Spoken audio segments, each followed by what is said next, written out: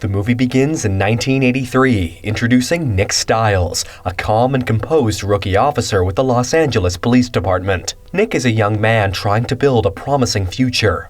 In addition to being a police officer, he is also a law student. At the same time, his personal life is undergoing significant changes. He meets Alice, who will eventually become his wife, marking the start of a beautiful relationship. However, Nick is also experiencing a rift with his childhood friend, Odessa. One evening, Nick and his partner, Larry Doyle, are patrolling a bustling street fair. The festive atmosphere is disrupted when Earl Talbot Blake, a dangerous and cunning hitman, double-crosses a group of drug dealers. Blake's betrayal leads to the cold-blooded murder of 4 men.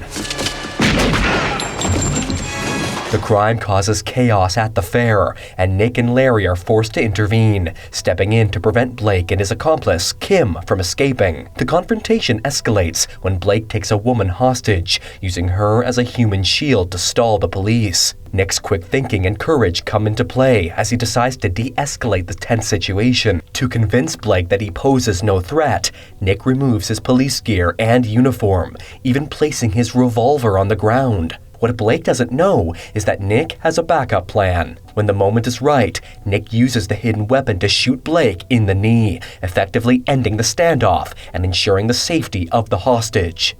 This dramatic incident is captured on video by a bystander and soon airs on television, catapulting Nick into the public eye.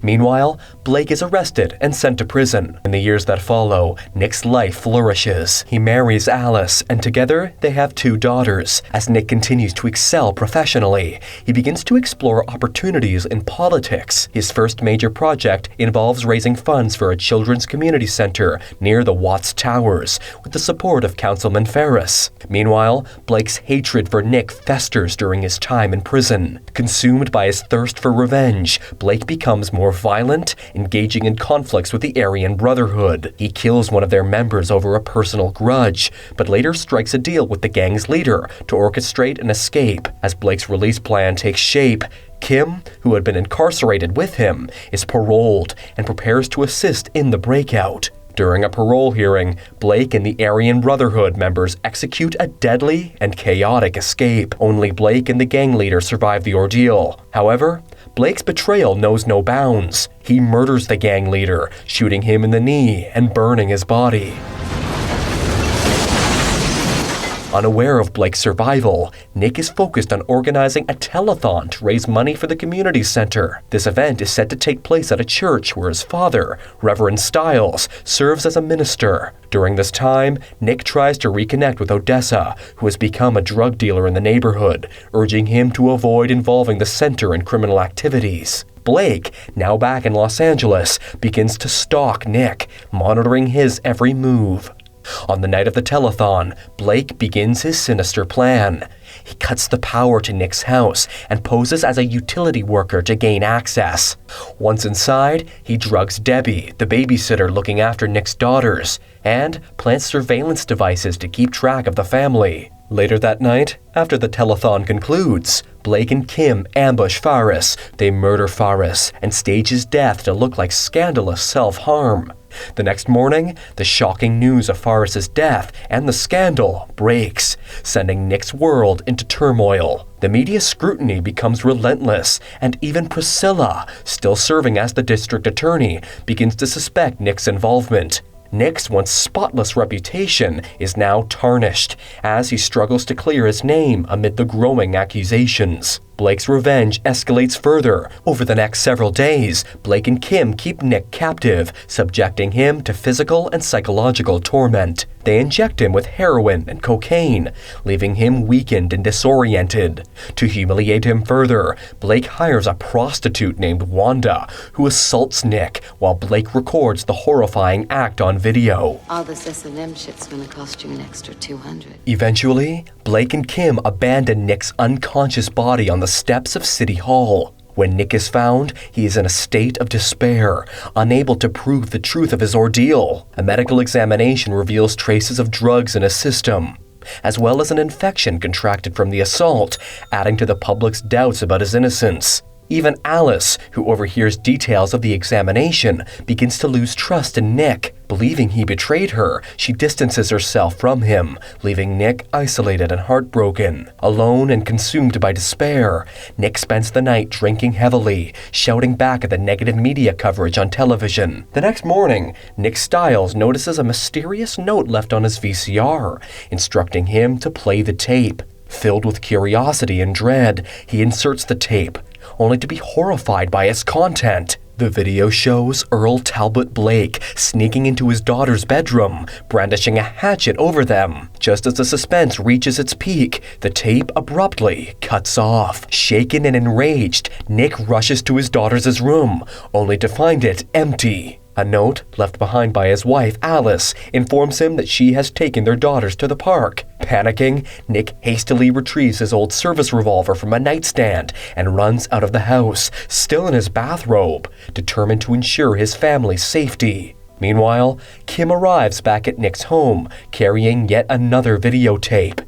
Nick arrives at the park, where his daughters are performing in a play. As he watches from a distance, he spots a figure dressed in black approaching the stage. Convinced that this is a threat to his children, Nick tackles the figure and holds them at gunpoint. However, the figure turns out to be a clown who was part of the performance. I'm just a clown! Look! Don't shoot! Priscilla Brimley, the district attorney, begins to seriously question Nick's sanity. In an attempt to prove that Blake is tormenting him, Nick tries to show Priscilla the videotape from his VCR. However, the tape has been swapped out. Instead of showing Blake's threats, the tape now contains the incriminating video of Nick being assaulted by the prostitute, with altered audio that makes it sound like the encounter was consensual.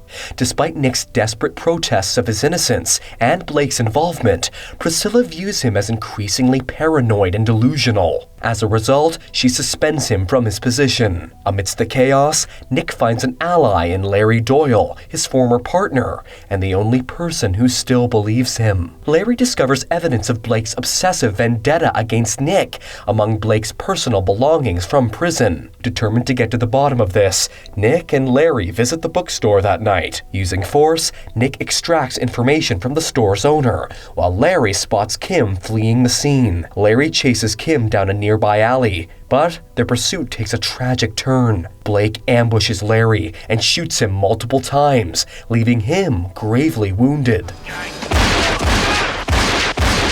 Blake then tosses the gun to Nick, ensuring that Nick's fingerprints are on the weapon before fleeing the scene. Larry dies in Nick's arms. In desperation, he turns to Odessa, his childhood friend turned drug dealer, for help. Nick moves his family to Odessa's housing project, a place Odessa uses as a drug lab, and entrusts them to his care. Clearing the building of bystanders, Nick climbs to the roof and begins ranting to the street below, pretending to be unhinged and suicidal. His erratic behavior attracts the attention of the media, who broadcast his apparent meltdown live.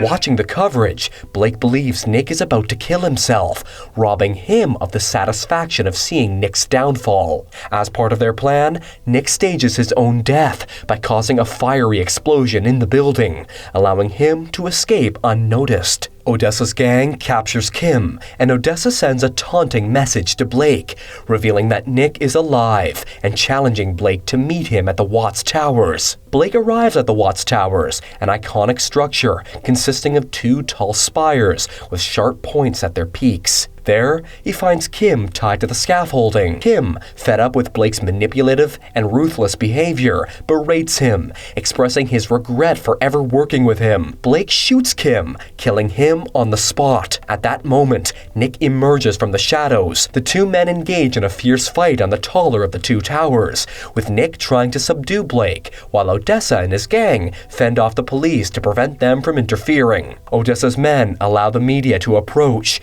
ensuring that the entire confrontation is captured on camera. The fight intensifies, and at one point, it seems Blake has the upper hand. However, Odessa and his gang connect electrical cables to the metal tower, sending a powerful electric current through it. The shock temporarily stuns Blake, giving Nick the opportunity to swing away from the tower using a harness. With one final effort, Nick knocks Blake off of the tower.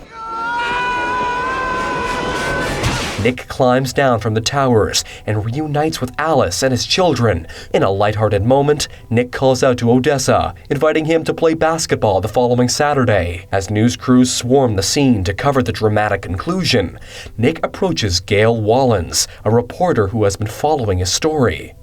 When she asks him for a comment, Nick calmly switches off the news camera, refusing to say anything. Don't forget to like this video and subscribe to our channel. Thanks for watching.